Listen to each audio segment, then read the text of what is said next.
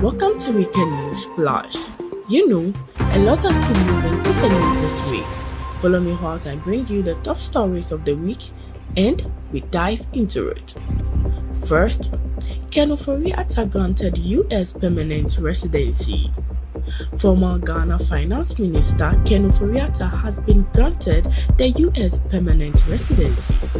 The approval, sponsored by his U.S. citizen son, was given by a U.S. immigration court this week. This major development comes amid ongoing extradition efforts by Ghana over corruption charges. Moving on, Ofori-Atta's U.S. residency sparks debate between the majority and the minority leaders. In Ghana's parliament, a heated clash has erupted between the majority leader and the minority leader over former finance minister Ofori-Atta's U.S. permanent residency. We didn't ask you, but you promised us that you bring Ofori-Atta. Now we are told that he has obtained permanent residency in the United States, a former finance minister running away from his country. And you sit there and you want to complain about a government that is just 1 year and a half in office, fixing the mess of people like that. If he has nothing to fear, he should man up and come back to this country and come and defend himself. Mr. Speaker, I believe that Ghanaians should demand of the NPP that if they don't produce Ofori-Atta in this country, they should never come before them asking for power again. Ghanaians must demand of the NPP, because you presented him to this parliament as your nominee for a finance minister, and we approved him as a nominee for finance minister and gave him our economy to manage, and he mismanaged it and ran away. And you want to go back to Ghanaians and ask Ghanaians to give you power again, so that you will bring another Ofori-Atta to mismanage the economy and run to Europe. That's what you want to do. And Ghanaians must be asking MPP not to even appear before them to ask for power unless they have brought Ofori-Atta back to this country. That's what I think will happen. We must have principles.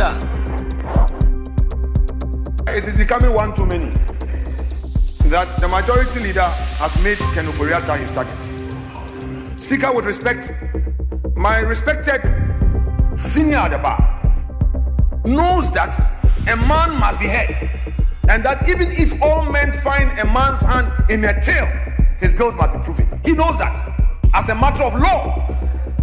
You cannot bring Ofori-Atta's name here when the man is not here to defend himself and make serious allegations against him.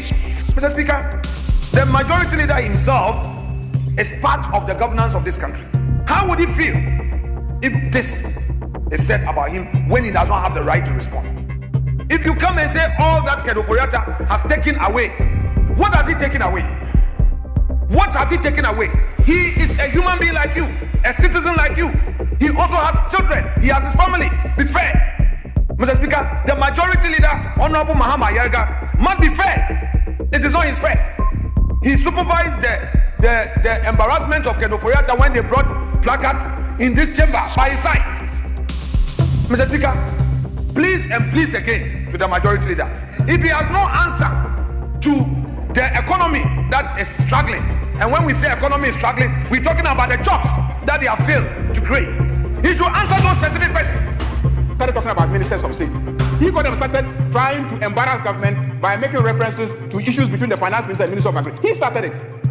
He started it. Well. So when you live in a glass house, you don't throw stones. You don't throw stones when you live in a glass house. You mismanage the economy. So today, don't come and be telling people about the mismanagement of the economy. Ghanaians saw everything. So, Mr. Speaker, if he talks, I will respond. So leader. Yeah, Mr. Speaker, this is a house of debate. No. Since when did anybody become afraid of him? Mr. Speaker, I need to know. He's raised serious issues against somebody who is not here. Respectfully. If there's anybody to prosecute, you know what is happening with the Met Control Board. The IMF has reported 9 billion cedis. Is there any prosecution? That is not mismanagement. Mr. Speaker, we are ready any day. They should bring it on. We would face them. We have every single corruption issue in this government. What has happened? Thank you. To the big push. I have Mr. Speaker, he should bring it on. Here since afternoon. He should bring it on. The majority leader. You should. And we'll see who will be bruised. You should have mercy on me. Honorable members. Moving on, Ghana and Ivory Coast strengthen cocoa alliance as Mahama meets Ouattara. Ghana and Ivory Coast have strengthened their cocoa alliance as President John Dramani Mahama meets with Ivorian President Alassane Ouattara in Abidjan. The two leaders reaffirmed their commitment to price stability, environmental protection, and improving farmers' livelihoods in the cocoa sector. They also agreed to expand the alliance to other African cocoa producing countries. If you use anything to produce something that's like chocolate, it's not chocolate. That's why they call it choco something, but they try to use the cho. But cho ends with chocolate, and chocolate is made from cocoa. Many people who are health conscious are beginning to look for organic and original products. And so yes, people can do their innovations, create artificial chocolate, artificial meat, artificial orange, artificial apples. If you want to eat artificial apples, you're free to do so. But many people in the world are now conscious about eating organic and healthy. Africa.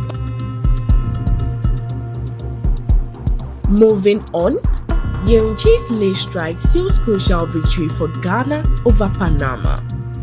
Ghana and Panama played a tense match of their 2026 FIFA World Cup competition.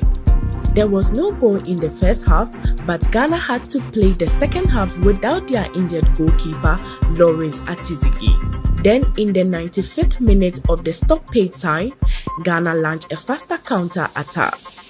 Brandon Thomas Asante ran forward and passed the ball accurately to Caleb Yirenkyi. Yirenkyi tapped the ball into the net to give Ghana a dramatic 1-goal victory. Now to our last story. Ghanaian female lawyer dies after collapsing while celebrating Black Stars' win against Panama. Sara Araba Tettey, a 26-year-old newly qualified Ghanaian lawyer who was recently called to the Ghana bar, tragically died of cardiac arrest on June 17 while celebrating Ghana's 1-goal victory over Panama in FIFA World Cup. A KNUST Faculty of Law alumni, she was working as a promising young legal practitioner with ONA Legal Consult. She collapsed at Standard Hostel in Kumasi shortly after the match and was rushed to KNUST Hospital, where CPR was performed for about 45 minutes but could not be revived. Colleagues and friends are shocked by the loss. Her body is at the hospital mortuary awaiting an autopsy. That was your weekend news flash. Which of this news do you think is the biggest move for the country? Drop a comment below and I'll catch you in the next one.